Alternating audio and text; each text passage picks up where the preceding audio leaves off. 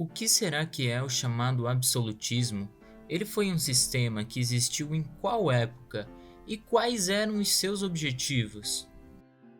O absolutismo foi um sistema político e administrativo dos países europeus do século XVI ao XVIII.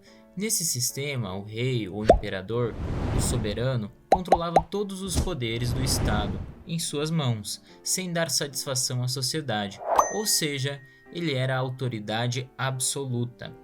Para impedir as revoltas camponesas, parte da nobreza apoiava o rei, para que ele fosse mais poderoso.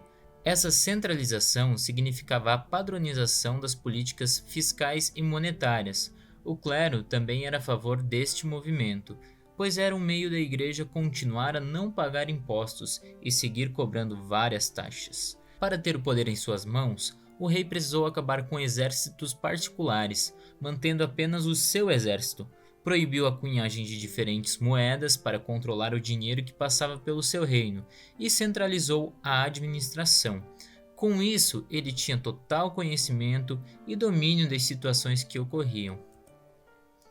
Esse sistema possuía os seus teóricos defensores, como o teórico italiano Niccolò Maquiavel, que viveu entre os anos de 1469 e 1527 e ficou conhecido principalmente pelas suas frases simbólicas para retratar o governo ideal. Ele defendeu que o Estado, para garantir os seus objetivos, não deveria medir esforços, pois os fins justificam os meios. Uma das alternativas para construir um governo forte seria a separação entre moral e política, uma vez que as razões do Estado deveriam ser superiores a quaisquer valores culturais e sociais da nação.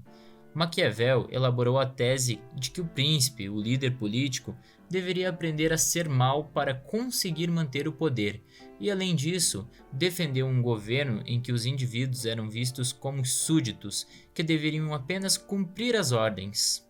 Outro defensor do absolutismo foi Thomas Hobbes, que viveu entre os anos de 1588 e 1679.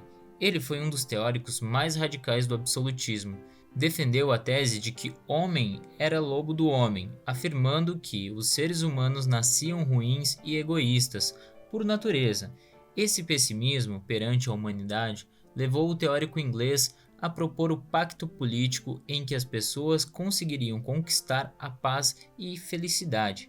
Esse pacto dizia que para a humanidade viver em harmonia, ela deveria abdicar de seus direitos e os transferir a um soberano, cujo papel era conter o ímpeto do homem em seu estado de natureza. Dessa forma, Hobbes legitimou a existência do poder real, afirmando que era através dele que as pessoas não viveriam em um cenário de caos e guerra. Temos ainda Jacques Bossuet, que viveu entre os anos de 1627 e 1704. Foi o teórico responsável por envolver política e religião em sua tese. Ele partiu do pressuposto que o poder real era também o poder divino, pois os monarcas eram representantes de Deus na Terra. Por isso, os reis tinham que possuir o controle total da sociedade. Dessa forma, eles não poderiam ser questionados quanto às suas práticas políticas.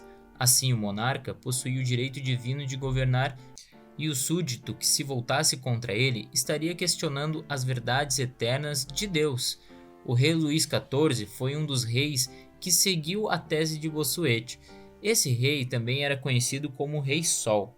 E assim tem-se os estados absolutistas, se caracterizando por centralizar o poder e fazer valer a mesma lei em todo o território do reino. Em raras ocasiões, o rei recebia o auxílio de alguns ministros que ele mantinha. O absolutismo estabeleceu padrões monetários e fiscais iguais para todos. Assim, as antigas medidas como os varas e onça foram sendo abandonadas e substituídas por metros e quilos. Somente o rei poderia cunhar moedas e garantir seu valor. A conservação e a segurança das estradas também seriam atribuições reais. Apenas um idioma foi escolhido para se tornar a língua falada em todo o reino. Os outros idiomas foram todos banidos e pessoas que falassem outra língua eram contidas. Podemos citar os estados absolutistas como a Espanha e a França, por exemplo. Na Espanha, a unificação política começou em 1469, por meio do casamento do rei Fernando de Aragão e a rainha Isabel de Castela. A centralização foi concluída durante o reinado de seu neto, o rei Filipe II. Na França, durante a dinastia dos Bourbon, no século XVI, consolidou-se o poder absolutista na pessoa do rei Luís XIV, o Rei Sol, como já comentamos aqui no vídeo. Porém, com o avanço dos valores iluministas e a Revolução Francesa, esse sistema foi perdendo força e chega ao fim no século XVIII. Esse período também foi chamado de Antigo Regime.